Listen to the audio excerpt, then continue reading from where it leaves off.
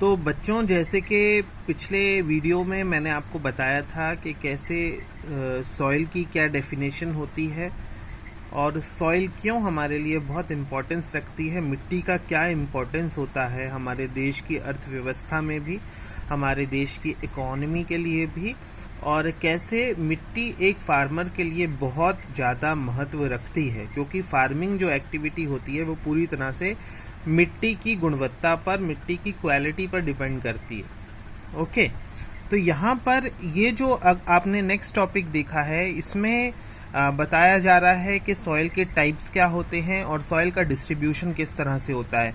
यहाँ कई तरह की लेयर्स भी बताई गई हैं कि जो मिट्टी हमें नज़र आती है वो केवल टॉप लेयर नज़र आती है, लेकिन उस लेयर के नीचे भी कुछ लेयर्स होती हैं जो सॉइल की सब लेयर्स कहलाती हैं, या सॉइल के डेप्थ में जितनी ज़्यादा गहराई में हम जाते हैं उतनी ज़्यादा गहराई में अलग अलग लेयर्स हमें मिलती हैं।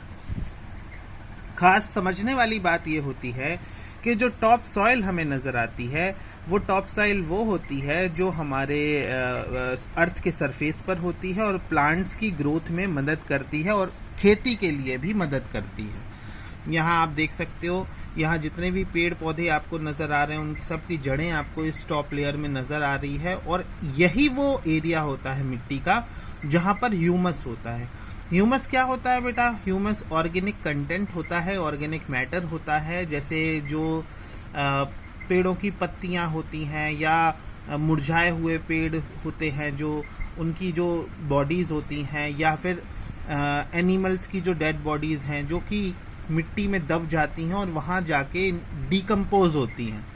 तो जब वो डीकम्पोज होती हैं तो वो ह्यूमस में बदल जाती है, और ह्यूमस ही वो तत्व होता है, वो कंटेंट होता है जो कि बाकी पेड़ पौधों को ग्रो होने में मदद करता है। तो आई होप कि मैंने इसको क्लियर कर दिया कि हम जिस सॉइल को देख पाते हैं वो ये वाला भाग है जिसमें हम खेती करते हैं और जिसमें पेड़ पौधों को ग्रो होने में मदद मिलती है। अब अगली लेयर होती है सब सॉइल। यहाँ नीचे आप देख सकते हो ये सब सॉइल कहलाती है। इससे नीचे वाली लेयर वेदर्ड पेरेंट रॉक कहलाती है। मतलब ये जो पेरेंट रॉक है, सबसे लास्ट लेयर है पेरेंट रॉक, मतलब ये चट्टानी इलाका है, चट्टान है ये, और यही चट्टान कन्वर्ट होके किस में बदल जाती है? वेदर्ड पेरेंट रॉक में। फिर वेदर्ड पेरेंट रॉक सब सॉइल बन जाता है, और सब सॉइल फिर फाइनली जाके कौन सा? टॉप सॉइल बन जाता है। ओके, अब हम ये देखेंगे कि इसका डिस्ट्रीब्यूशन कैसे होता है। तो बेटा सबसे पहली जो सॉइल होती है वो होती है एलुवियल सॉइल। एलुवियल सॉइल का मतलब होता है लोमी सॉइल या क्लेई सॉइल। इसको क्लेई या लोमी सॉइल कहा जा सकता है। क्लेई और लोमी मैं इसलिए कह रहा हूँ कि ये चिकनी मिट्टी जिस तरह होती है, चिकनी मिट्टी की तरह ये सॉइल होती है, तो इसको क्लेई और लोमी सॉइल भी कहा जाता है। ये लाइट ब्राउन कलर की होती है और करीब 490 मीटर की गहराई तक ये मिलती है। इसमें गहराई कितनी हो सकती है इस तरह की मिट्टी में? 490 मीटर्स डेप्थ हो सकती है। अब ये जो सॉइल है इसमें जो मिनरल्स होते हैं, इनमें कौन कौन से मिनरल्स में ये रिच होती है, किस में नहीं होती है, वो बताया गया है। जैसे अगर हम बात करें नाइट्रोजन और फॉस्फोरस, तो इसकी इसमें कमी होती है, और इसके साथ साथ पोटैश और लाइम जो मिनरल्स हैं ये इसमें काफ़ी सफिशिएंट मात्रा में होते हैं। इसके साथ साथ ह्यूमस में भी ये काफ़ी रिच होती है। Alluvial soil is also rich in humus. यहाँ पर लिखा हुआ है, वैसे तो यहाँ लिखा हुआ है कि ह्यूमस की कमी होती है, लेकिन बेटा ऐसा नहीं होता है। एलुवियल सॉइल में बहुत रिच ह्यूमस कंटेंट होता है। यही कारण है कि सबसे ज़्यादा उपजाऊ ज़मीन एलुवियल सॉइल ही मानी जाती है। ये सबसे उपजाऊ मिट्टी मानी जाती है। एलुवियल सॉइल सबसे ज़्यादा फर्टाइल होती है और वो ह्यूमस की वजह से होती है। तो कहने का मतलब ये है कि यहाँ पर हमें ह्यूमस मिलता है, पोटैश मिलता है और रिच मिलता है। ये मिनरल्स होते हैं जो इस मिट्टी में प्रेजेंट होते हैं, जो कि पेड़ पौधों को ग्रो होने में और खेती में बहुत ज़्यादा सहायक होते हैं। अब ये जो मिट्टी है बेटा, ये मिट्टी अपने आप नहीं बनी है। इस मिट्टी को जिन जगहों पर भी, भारत देश में जिन जगहों में भी एलुवियल सॉइल मिलती है, उन सारी जगहों में एलुवियल नदियों की वजह से डिपॉजिट हुई है। जो नदियां पहाड़ों पर से आई हैं तो वो पहाड़ों से मिट्टी को अपने साथ बहाकर लेकर आती हैं और उन्होंने इनको इन एरियाज़ में डिपॉजिट कर दिया। जिन एरियाज़ में भारत के जिन एरियाज़ में, मैं फिर से रिपीट कर रहा हूँ, भारत के जिन एरियाज़ में भी एलुवियल सॉइल मिलती है वहाँ सब जगहों में किसी न किसी नदी ने किसी न किसी पहाड़ से उस मिट्टी को लाकर वहाँ डिपॉजिट किया है। जैसे यहाँ अगर हम मैप में देखें तो ये आपको ग्रीन कलर नज़र आ रहा होगा, ये जो डार्क ग्रीन कलर नज़र आ रहा है, यहाँ नज़र आ रहा है, इधर नज़र आ रहा है, ये वाले पार्ट में नज़र आ रहा है। तो यहाँ कोई ना कोई नदी ऐसी ज़रूर रही है जिसने इन जगहों में इनको डिपॉजिट किया। अगर हम इस वाले हिस्से की बात करें तो यहाँ 3 नदियाँ हैं, जैसे गंगा, ब्रह्मपुत्र, यमुना रिवर, और इसके साथ साथ एक और बड़ी नदी है जिसको इंडस रिवर भी बोलते हैं। तो ये इन नदियों की वजह से ही ये पूरा नॉर्दर्न प्लेन्स बना है, इसको बोलते हैं नॉर्दर्न प्लेन्स, ठीक है, जिसमें आज पंजाब है, हरियाणा है, दिल्ली है, उत्तर प्रदेश है, बिहार है, झारखंड के कुछ एरियाज़ हैं। तो ये जो पूरा नॉर्दर्न प्लेन्स है ये किसकी वजह से बना है? Because of the natural agents known as rivers, और ख़ास तौर से गंगा ब्रह्मपुत्र रिवर्स ने ख़ास तौर से अहम भूमिका निभाई है, और जो मैं इंडस नदी बोल रहा हूँ उसने भी। और इंडस नदी की ही एक डिस्ट्रीब्यूटरी है जिसका नाम है सतलज।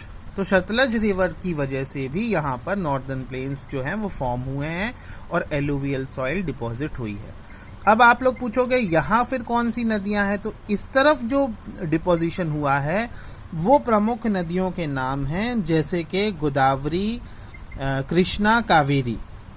ये इन्होंने ईस्टर्न साइड में डिपोजिशन किया है। और अगर हम वेस्टर्न साइड के डिपोजिशन की बात करें, यहाँ कौन सी नदियों ने किया है, तो इसमें बताया जाता है कि इसमें भी कुछ साउथ में बहने वाली नदियों ने अहम रोल प्ले किया है।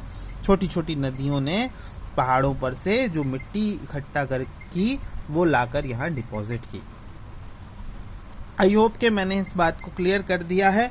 हम वापस यहाँ देख सकते हैं कि जो ये एलुवियल सॉइल होती है ये क्लेई सॉइल होती है, इसमें कुछ बजरी का भी हिस्सा होता है, कुछ जगहों पर फाइन सैंड भी देखी जा सकती है, और चिकनी मिट्टी के पार्टिकल्स यहाँ पर देखे जा सकते हैं। अब हमारे देश में टोटल जो सॉइल है उसमें से 40% जो एरिया है वो इसी सॉइल से कवर्ड है, मतलब 40% हिस्से में हमारे देश में एलुवियल सॉइल है। और यही कारण है कि हमारे देश में खेती को लेकर बहुत ज़्यादा संभावनाएं हैं। हमारे देश में यही कारण है कि खेती सबसे ज़्यादा होती है और खेती को लेकर हमारे देश में काफ़ी संभावनाएं मौजूद हैं। अब ख़ास तौर से जिन स्टेट्स में, जिन राज्यों में ये सॉइल मिलती है उन स्टेट्स का नाम है जैसे Punjab, Haryana, Uttar Pradesh, Uttarakhand, Bihar, West Bengal, Assam, Meghalaya and North East Rajasthan. ये वो स्टेट्स हैं जहाँ पर ये मिलती हैं। इसके साथ साथ देखो नर्मदा और ताप्ती भी रिवर, ये रिवर्स मैंने अभी आपको नहीं बताया था। नर्मदा और जो ताप्ती रिवर्स हैं वो भी, उनकी मूवमेंट इस तरफ है। तो नर्मदा और ताप्ती रिवर्स जो हैं उनकी वजह से भी यहाँ पर डिपॉजिट हुई हैं ये एलुवियल सॉइल। तो आई होप इसको मैंने क्लियर कर दिया है। अब जो नेक्स्ट कैटेगरी है वो है ब्लैक सॉइल। ब्लैक सॉइल को रेगर सॉइल भी कहते हैं। ये काली मिट्टी होती है, इसको रेगर सॉइल भी बोलते हैं, इसका दूसरा नाम रेगर सॉइल है। और ये जो है ये भी, इसमें फाइन ग्रेन पार्टिकल्स होते हैं और इसमें पानी को होल्ड करने की कैपेसिटी बहुत ज़्यादा होती है। मतलब अगर एक बार इस मिट्टी पर पानी गिर जाए तो पानी बहुत तेज़ी से ज़मीन के अंदर नहीं जाता है, बल्कि इस मिट्टी में काफ़ी समय तक बना रहता है। अब देखो इसके मिनरल्स की अगर बात करें तो ये नाइट्रोजन, फास्फोरस और ह्यूमस में ज़्यादा रिच नहीं होता है, लेकिन पोटैश, लाइम और मैग्नीशियम और एल्यूमिनियम और आयरन, इन मिनरल्स में ये काफ़ी रिच मिट्टी होती है। मतलब इसमें ये सारे मिनरल्स ज़्यादा होते हैं। कौन कौन से? जैसे पोटैश, लाइम, मैग्नीशियम और एल्यूमिनियम और आयरन, ये वो मिनरल्स हैं जो सबसे ज़्यादा इसमें पाए जाते हैं। ठीक है, तो इसके बाद अब हम नेक्स्ट पेज पर देखेंगे कि they become sticky when wet, develop cracks on drying up. जब पानी गिर जाता है तो बहुत जल्दी ये चिकनी हो जाती है, स्टिकी हो जाती है, बहुत मुश्किल हो जाता है इसको कल्टीवेट करना। और जब ये सूख जाती है तो इसमें बहुत बड़े बड़े क्रैक्स बन जाते हैं। ये जो क्रैक्स होते हैं, इन क्रैक्स की वजह से बहुत दरारें आ जाती हैं इसमें, मिट्टी में जैसे ये सूखती है, और इन दरारों की वजह से इसमें हवा भर जाती है और ये इस सॉइल को, एयर की कमी को पूरा कर देती है। इंडिया में ये सॉइल जनरली गुजरात से लेकर अमरकंटक तक मिलती है और बेलगाम से लेकर गुना, ठीक है, ये प्लेसेस बताए गए हैं जहां काली मिट्टी जनरली मिलती है।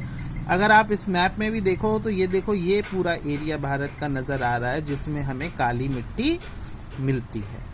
ठीक है, महाराष्ट्र वाला पार्ट आ गया इसमें, गुजरात आ गया इसमें, मध्य प्रदेश के कुछ भाग आ गए इसमें। ठीक है, तो ये कुछ एरियाज़ हैं जो सबसे ज़्यादा जहाँ पर काली मिट्टी मिलती है। अगर हम स्टेट वाइज बात करें तो आप देख सकते हो Maharashtra, Marathwada, Madhya Pradesh, southern part of Orissa, northern districts of Karnataka, south western Andhra Pradesh, Tamil Nadu और उत्तर प्रदेश। देखो कुछ भाग इसका उत्तर प्रदेश में भी है और कुछ भाग इसका कर्नाटक में भी है। तो इस तरह से आप ये कह सकते हो कि ये जो मिट्टी है ये इन सारे स्टेट्स में पाई जाती है।